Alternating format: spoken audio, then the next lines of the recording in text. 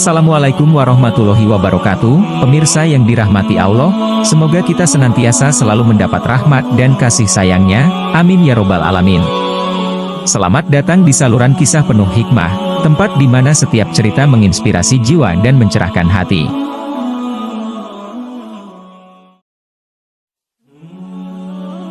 Melanjutkan episode sebelumnya, Hasan Basri yang masih tak sadarkan diri di tepi laut, ia baru sadar setelah 5 hari 5 malam kemudian.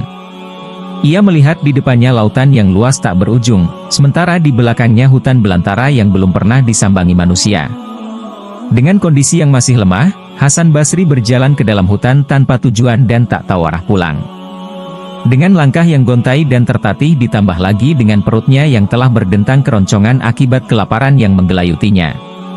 Sudah 1 bulan 10 hari lamanya ia berjalan tanpa henti, sepanjang perjalanan ia hanya memakan pepucukan dari setiap pohon yang ia lewati.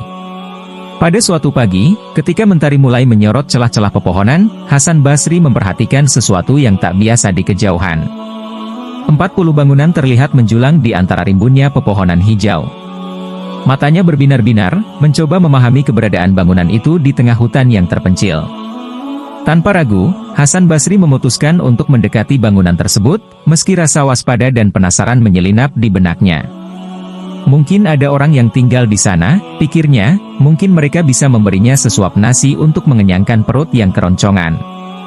Ia membayangkan jika satu penghuni bangunan itu memberinya 1 butir nasi, maka 40 butir ia bisa makan. Jika satu penghuni 1 kepal jelas 40 kepal aku pasti kenyang, batin Hasan Basri. Kemudian dengan hati-hati, Hasan Basri melangkah mendekati bangunan pertama. Ia mengetuk pintu seraya mengucap salam, menanti jawaban dari dalam. Namun, tidak ada jawaban. Dia mencoba bangunan berikutnya, dan yang berikutnya lagi, tetapi masih tidak ada jawaban. Rasa putus asa mulai merayapi pikiran Hasan Basri. Mungkinkah bangunan-bangunan ini kosong? Ataukah penghuninya sedang pergi? Tanya Hasan Basri dalam hatinya. Namun di bangunan terakhir Hasan Basri melihat pintunya terbuka, kemudian perlahan ia mendekat. Dari luar Hasan Basri melihat di dalamnya ada gadis yang begitu cantik memakai gaun serta kerudung dihiasi intan permata. Melihat hal itu Hasan Basri merasa aneh sekaligus penasaran, dalam hati ia bertanya-tanya apakah gadis tersebut manusia atau dari bangsa lain. Karena lapar Hasan Basri memberanikan diri, ia mengucap salam, kemudian gadis itu menjawabnya. Kemudian gadis itu keluar memastikan siapa yang ada di depan pintu. Setelah gadis itu melihat Hasan Basri dengan cepat gadis itu kembali ke dalam tanpa sepatah kata pun. Menyaksikan hal itu Hasan Basri merasa heran dengan sikap gadis tersebut. Namun Hasan Basri mengira jika gadis itu hendak mengambilkan makanan untuknya, karena khawatir melihat kondisi tubuhnya yang sangat kurus akibat berbulan-bulan kelaparan di hutan. Begitulah yang ada dalam pikiran Hasan Basri. Akan tetapi, bukannya membawa makanan, malah gadis itu membawa sebilah pedang dan melugaskannya ke arah Hasan Basri. Bak geledek di siang hari gadis itu berkata, "Kurang ajar, berani-beraninya kau, manusia masuk ke negeriku." Ujar gadis tersebut garang. Kemudian Hasan Basri dihajar habis tanpa ampun oleh gadis tersebut, hingga tak berdaya, bahkan hendak dibunuhnya. Namun, sebelum ia dibunuh, Hasan Basri meminta diberikan waktu untuk menceritakan perjalanannya sampai ke tempat tersebut. Dengan lirih, Hasan Basri menjelaskan dirinya dan asalnya. Ia juga menceritakan bahwa ia telah tertipu oleh Ki Bahrom, hingga disiksa karena tidak mau menjadi pengikutnya yaitu menyembah api, hingga ia dibawa ke puncak Gunung Mega dan menjatuhkan diri, hingga sampailah di tempat tersebut. Maksudnya datang ke tempat tersebut, bukan untuk berniat jahat, melainkan hanya ingin sekedar meminta makan, karena ia sudah sangat kelaparan. Dibarengi pertolongan Allah Subhanahu wa Ta'ala, begitu gadis tersebut mendengar riwayat perjalanan Hasan Basri seperti itu, pedang yang ia genggam dilemparkannya, lalu menangis terharu. Sambil menangis gadis tersebut meminta maaf kepada Hasan Basri karena ia tidak tahu jika Hasan Basri adalah manusia yang beriman kepada Allah. Gadis itu juga menjelaskan bahwa dirinya adalah jin Islam, dan tempat tersebut dinamakan Pulau Sehab. Ia tinggal bersama 6 saudarinya, namun, ke-6 saudarinya itu sedang bertugas untuk menghalau manusia yang memasuki wilayahnya.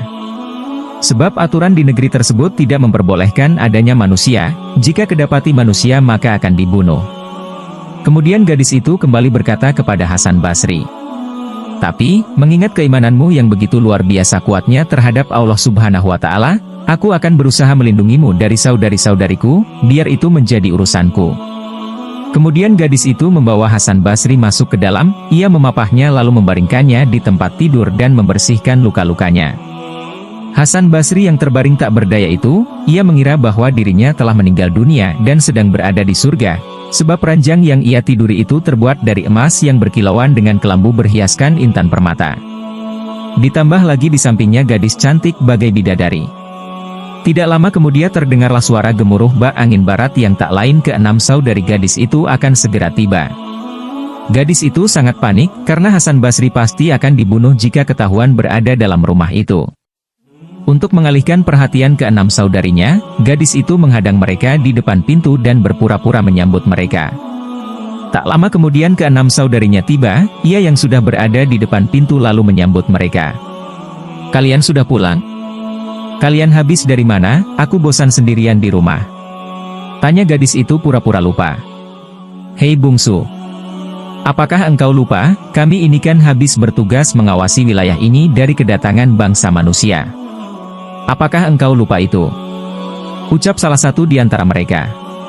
Kemudian si bungsu berkata, "Iya, aku tahu itu, tapi menurutku meskipun ada manusia yang masuk wilayah kita, jangan langsung dibunuh begitu saja. Bagaimana jika manusia itu beriman kepada Allah?" tanya si bungsu. "Kita harus tetap membunuhnya. Sesuai peraturan di negeri kita, tak peduli beriman atau tidak," jawab salah satu di antara mereka. Kemudian saudari yang paling tua bertanya kepada si bungsu, "Hei bungsu, ada apa denganmu hari ini? Tidak biasanya engkau mempermasalahkan hal ini." Si bungsu kebingungan. Ia berpikir, tidak mungkin ia bisa menyembunyikan Hasan Basri dari saudarinya. Tanpa ragu ia mengambil keputusan untuk melindungi Hasan Basri meski harus bertaruh nyawa.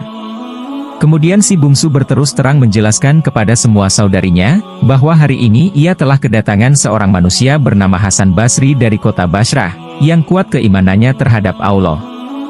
Si bungsu juga menceritakan riwayat perjalanan Hasan Basri bisa sampai di negeri mereka. Dan sekarang Hasan Basri sedang berada di kamar. Mendengar penjelasan si bungsu mereka sangat murka, kemudian yang paling tua di antara mereka berkata, "Kurang ajar. Kau telah melanggar pelaturan. Hasan Basri, akan kami bunuh. Tapi sebelum Hasan Basri kami bunuh, engkau terlebih dulu yang akan kami bunuh. Apakah kalian tega membunuh saudari sendiri?" tanya lirih si bungsu. "Tega, sebab engkau telah melanggar aturan," jawab saudari yang paling tua dengan tegas. "Cepat kau bertobat. Pasti kami akan membunuhmu," ucap saudari yang lainnya. Si bungsu yang tak punya pilihan selain melawan, kemudian si bungsu dengan tegas berkata, "Baiklah. Jika kalian tetap akan membunuh Hasan Basri bahkan membunuhku. Di mega mana? Di dasar laut mana? Hadapi aku dahulu. Keluarkan semua ilmu kalian. Weduk Parungta, Ciguliwa, Cikengkeng, Cimande, Tajimalela, Batara Karang, Batara Sangsang, Ilmu Banyu, Pancasona, Sapu Angin, Sapu Ijuk, Sapu Padi, keluarkan semua aku tak akan gentar," ucap si bungsu dengan lantang. Mendengar ucapan si bungsu seperti itu, dan dibarengi dengan pertolongan Allah Subhanahu wa Ta'ala, hati keenam saudarinya menjadi lemah. Hati mereka melunak, rasa takut menghinggapi mereka. Akhirnya mereka dengan lembut berkata, "Bungsu, maafkan kami hanya bercanda. Sekarang kita lindungi Hasan Basri, anggap saja ia saudara kita, lagi pula kita kan tidak punya saudara laki-laki. Soal pelaturan bagaimana nanti saja, kami yang akan bertanggung jawab." Mendengar ucapan dari saudarinya seperti itu, amarah si bungsu kembali mereda. Kemudian mereka menghampiri Hasan Basri yang terbaring lemah di kamar. Allah menumbuhkan rasa kasih di hati ketujuh gadis dari kalangan jin tersebut. Mereka menangis melihat kondisi Hasan Basri yang sangat memprihatinkan itu. Kemudian mereka dengan baik merawat Hasan Basri, membersihkan luka dan sebagainya, hingga beberapa hari kemudian kondisi Hasan Basri mulai membaik. Alhamdulillah, Hakikat pertolongan dari Allah Subhanahu wa Ta'ala, melalui wasilah ketujuh gadis dari kalangan jin tersebut mengangkat Hasan Basri menjadi saudara mereka. Kondisi Hasan Basri menjadi pulih kembali seperti sedia kala setelah mereka rawat dengan baik. Setelah 1 bulan kemudian, ketujuh gadis jin tersebut meminta izin kepada Hasan Basri.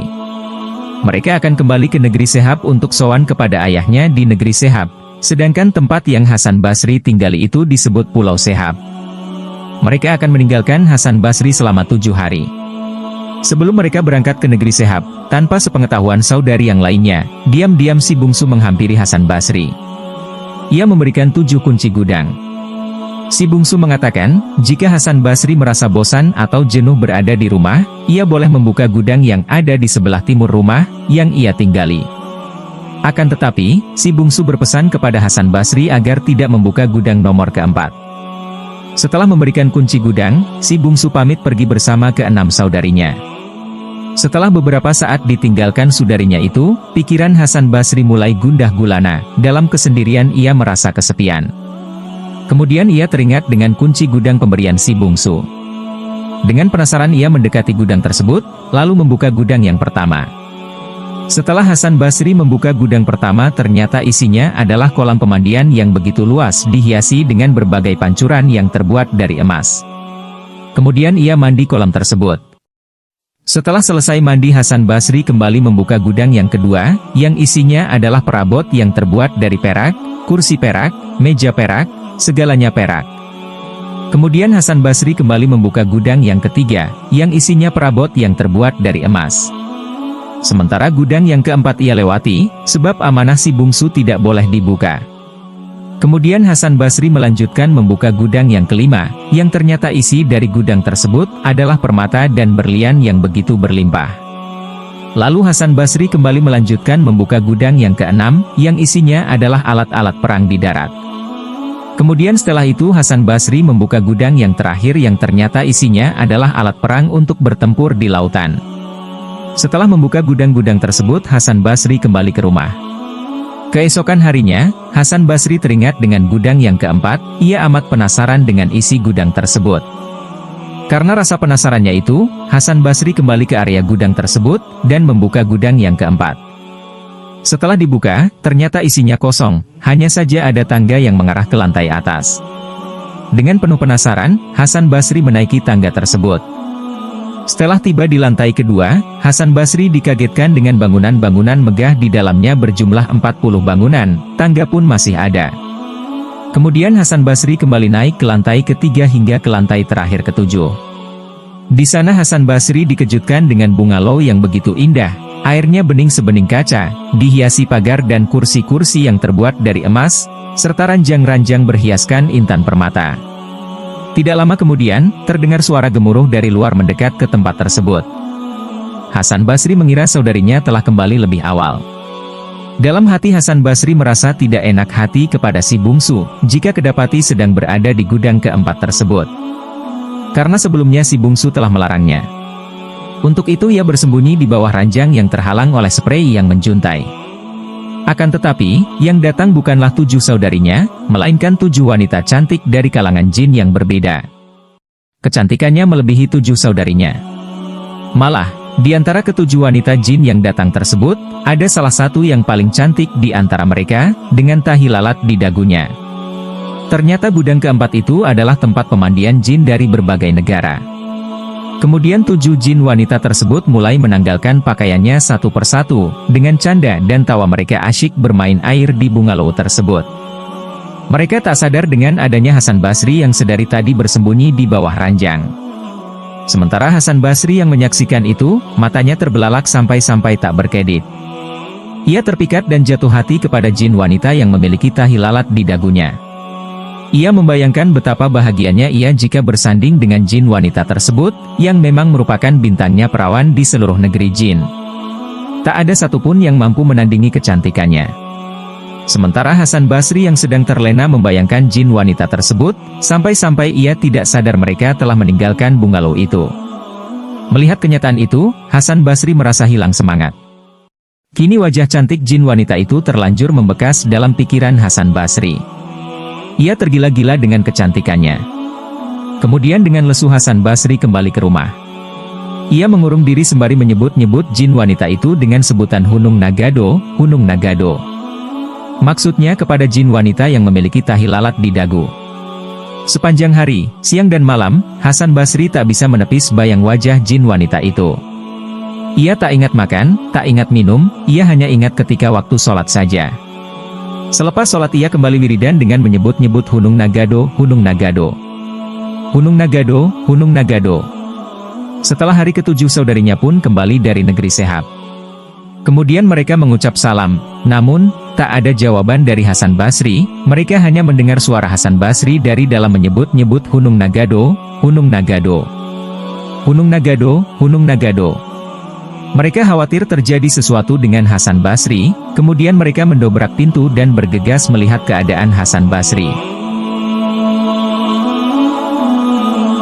Terima kasih bagi yang nonton video ini, jangan lewatkan kisah selanjutnya di episode berikutnya dan jangan lupa dukung channel ini agar terus berkembang dengan like, subscribe dan komen. Terima kasih. Assalamualaikum warahmatullahi wabarakatuh.